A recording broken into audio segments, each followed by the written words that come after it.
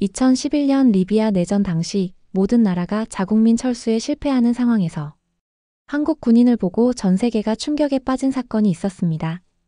이 사건은 현재까지도 해외 특수부대 훈련 과정에서 반드시 배워야 하는 사례로 연구되고 있는데요. 리비아 내전 당시에 도대체 무슨 일이 있었던 걸까요? 그 놀라운 이야기 지금부터 시작합니다. 안녕하세요. 저는 마이클 테일러입니다. 전미 해병대 대위로 7년간 중동과 아프리카 지역에서 근무했습니다. 전 세계의 분쟁 지역에서 다양한 작전을 수행해왔지만 리비아에서 목격한 한국의 작전 능력은 저의 군인으로서의 시각을 완전히 바꿔놓았습니다. 솔직히 말하면 그때까지 한국군은 저의 관심 밖이었습니다. 왜냐고요? 한국은 미군의 보호 아래 있는 나라라고 생각했거든요. 하지만 그건 제 인생 최대의 오판이었습니다. 2011년 2월 리비아의 긴장이 고조되고 있었습니다. 아랍의 봄이라 불리는 민주화 시위가 리비아에서도 시작되었고 42년간 독재를 유지해온 카다피 정권은 시위대를 향해 무차별 발포를 명령했습니다. 국제사회는 리비아 상황을 예의주시했고 저희 미해병대는 유사시 자국민 보호를 위해 인근 지역에 배치되어 있었습니다. 그러던 중 상황이 급격히 악화되었습니다. 시위는 내전으로 번졌고 카다피는 리비아 전역에 군대를 배치하여 반군을 진압하기 시작했습니다. 국제사회는 리비아에 있는 자국민의 안전을 걱정했고 각국은 자국민 철수 계획을 세우기 시작했습니다.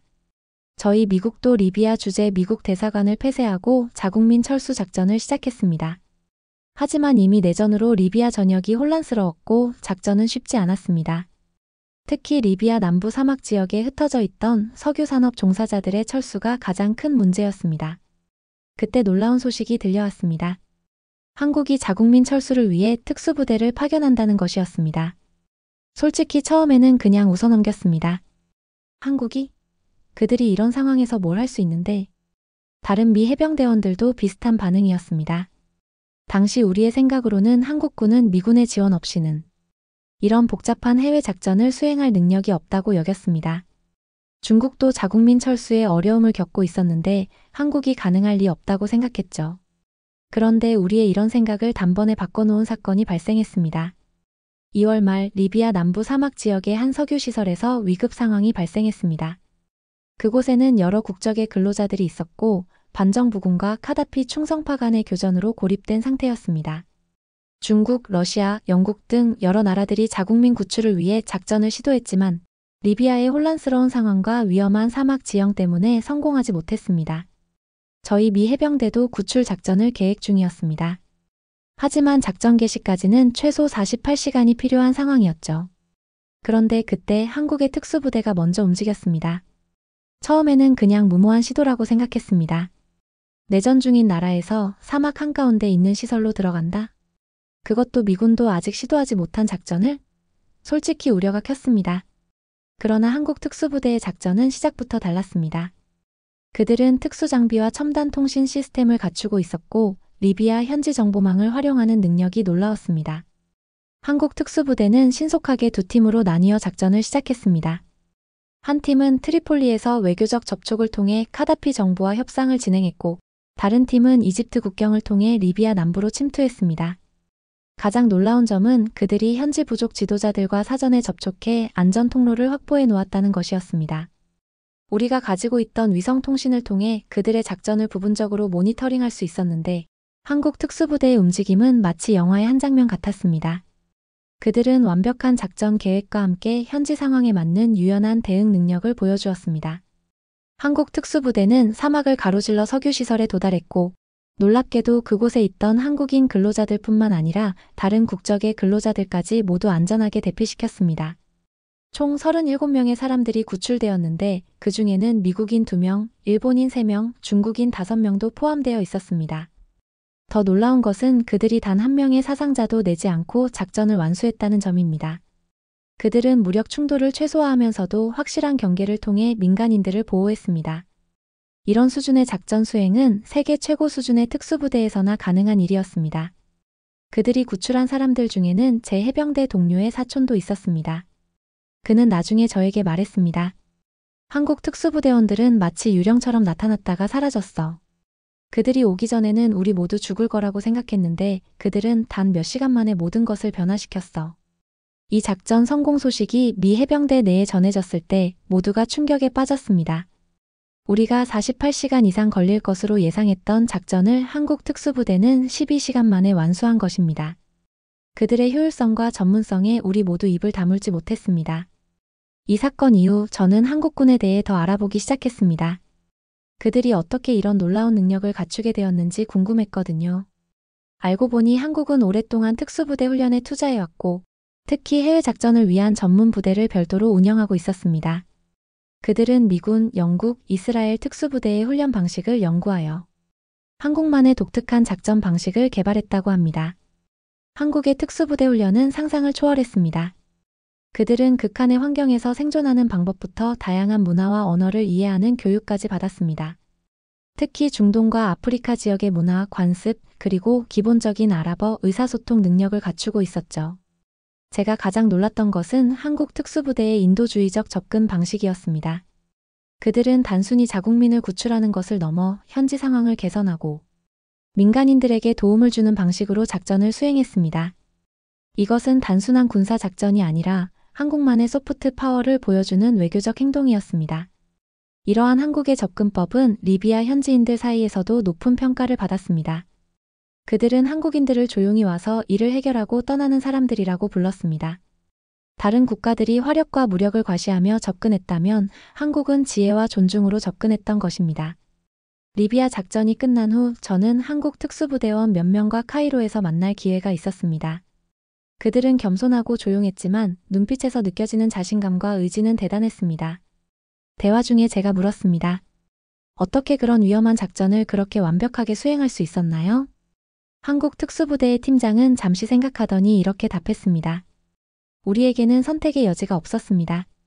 우리 국민이 위험에 처해 있었고 그들을 구해야 했습니다. 한국은 과거에 많은 어려움을 겪었고 이제는 우리가 어려움에 처한 사람들을 돕는 차례입니다. 그 말을 듣는 순간 제 안에 있던 한국에 대한 모든 편견이 무너졌습니다. 이것은 단순한 군사력의 문제가 아니었습니다. 한국은 역사적 경험을 통해 배운 지혜와 투지를 보여주고 있었습니다. 그 후 저는 한국에 대해 더 많이 공부하기 시작했습니다. 한국이 전쟁의 폐허에서 일어나 세계적인 경제 강국이 된 과정, 민주주의를 위한 투쟁, 그리고 이제는 국제사회에서 책임 있는 역할을 하는 모습까지. 특히 한국의 군사 발전 과정은 놀라웠습니다.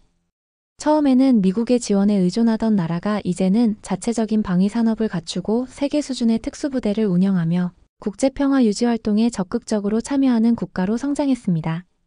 한국의 특수부대는 아크부대, 한빛부대, 동명부대 등 다양한 이름으로 세계 각지에서 평화 유지 활동을 하고 있었습니다. 그들은 단순한 군사활동을 넘어 현지 재건과 인도주의적 지원까지 수행하는 진정한 평화의 사절단이었습니다. 리비아 사건 이후 몇 달 뒤 저는 한국을 직접 방문할 기회가 있었습니다. 서울의 활기찬 거리, 첨단 기술, 그리고 사람들의 열정에 깊은 인상을 받았습니다. 그곳에서 저는 리비아에서 만났던 특수부대원 중 한 명인 김대위를 다시 만났습니다. 그는 제게 전쟁기념관을 보여주며 한국의 군사 역사를 설명해 주었습니다.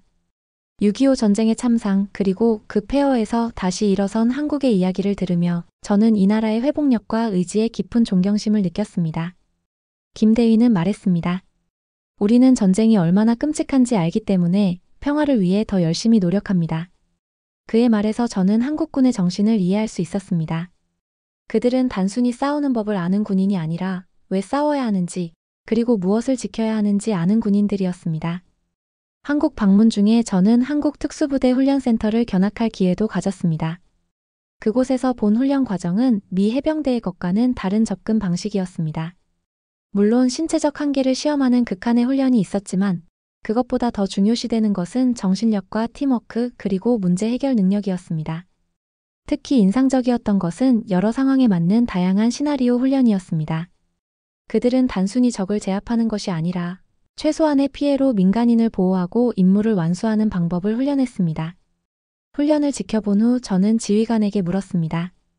한국 특수부대만의 특별한 철학이 있나요? 그는 이렇게 대답했습니다. 우리는 최소의 힘으로 최대의 효과를 이라는 원칙을 따릅니다. 때로는 총 한 발 쏘지 않고도 승리할 수 있다는 것을 믿습니다. 그의 말은 제게 깊은 인상을 남겼습니다. 미 해병대에서는 주로 압도적인 화력과 물리적 우위를 통한 승리를 중시했는데 한국의 접근법은 더 지혜롭고 효율적으로 느껴졌습니다. 이런 경험들을 통해 저는 한국과 한국군에 대한 완전히 새로운 시각을 갖게 되었습니다. 처음에는 그저 미국의 보호 아래 있는 작은 나라라고 생각했지만 이제는 독자적인 역량과 지혜를 갖춘 강한 나라임을 인정하게 되었습니다. 리비아에서의 그 짧은 만남이 저의 인생을 바꾸었습니다. 저는 미 해병대를 떠난 후 한국의 안보 전문가들과 함께 일하기 시작했고 양국 간의 군사 협력을 증진시키는 프로젝트에 참여하게 되었습니다. 이제 저는 매년 한국을 방문하고 한국어도 조금씩 배우고 있습니다.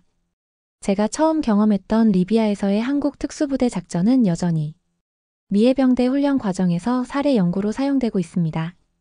그리고 저는 그 이야기를 들려줄 때마다 자부심을 느낍니다. 그런데 최근 저는 매우 불쾌한 소식을 접했습니다. 한 미국인 유튜버가 한국에서 무례한 행동을 하고 다니며 무리를 일으켰다는 것입니다. 특히 평화의 소녀상을 모욕하는 행동은 도저히 용납할 수 없는 일이었습니다. 그가 한국인들을 무시하는 태도를 보이며 미국인이 뭘 어쩌겠냐는 식의 발언을 했다는 소식에 저는 분노를 느꼈습니다. 미국인으로서 그리고 한국을 깊이 존경하는 사람으로서 정말 부끄러웠습니다. 그 유튜버는 자신이 한국인들보다 우월하다고 생각했던 것 같습니다. 하지만 저는 알고 있습니다. 한국인들의 강인함과 의지 그리고 자존심을 예상대로 그는 곧 한국 사회의 강력한 대응에 직면했고 결국 법적 처벌까지 받게 되었습니다. 이런 일이 다시는 발생하지 않기를 바라며 미국인으로서 진심으로 사과드립니다. 한국과 한국인들은 깊은 존중을 받아 마땅합니다. 리비아에서 제 눈앞에서 펼쳐진 그 놀라운 구출 작전은 단순한 군사 작전이 아니었습니다. 그것은 한국이라는 나라의 정신, 역사를 통해 배운 지혜, 그리고 미래를 향한 비전을 보여주는 순간이었습니다.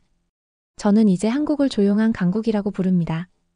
화려한 선전이나 과시 없이 필요한 순간에 놀라운 능력을 발휘하는 나라. 전 세계가 한국의 K-팝, K-드라마, K-뷰티에 열광하지만 저는 그보다 더 깊은 한국의 정신과 의지에 감동받았습니다. 오늘 이 이야기를 통해 여러분도 한국이라는 나라의 진정한 모습을 조금이나마 느끼셨기를 바랍니다. 겉으로 드러나지 않는 깊은 힘, 어려움 속에서도 빛나는 지혜, 그리고 세계를 향한 열린 마음. 저는 리비아에서의 그 순간을 잊지 못할 것입니다. 모든 희망이 사라진 순간 한국 특수부대가 마치 기적처럼 나타나 모든 것을 바꾸어 놓은 그 순간을, 그리고 그 경험을 통해 제가 얻은 한국에 대한 깊은 존경심과 우정을, 지금도 세계 곳곳에서 한국의 특수부대와 평화유지군은 조용히 임무를 수행하고 있습니다. 화려한 스포트라이트 없이 그저 자신의 책임을 다하기 위해 그들의 헌신과 용기에 다시 한번 경의를 표합니다. 우리는 당연하게 생각했던 평화를 누군가는 목숨 걸고 지키고 있었습니다. 그들이 있어 우리가 안심할 수 있다는 사실 잊지 말아야 합니다. 오늘의 이야기가 여러분 마음에 작은 울림이 되었길 바랍니다. 지킨다는 건 싸움이 아니라 책임이라는 걸요. 오늘 사연은 어떠셨나요? 여러분의 생각을 아래 댓글에 마음껏 남겨주세요. 지금까지 저의 이야기를 들어주셔서 감사합니다. 구독과 좋아요를 눌러주시면 재미있고 감동적인 사연을 기다리지 않고 바로 들어보실 수 있습니다. 끝까지 시청해주신 여러분 정말 감사드리고요. 더 재미있고 감동적인 사연으로 돌아오겠습니다. 감사합니다.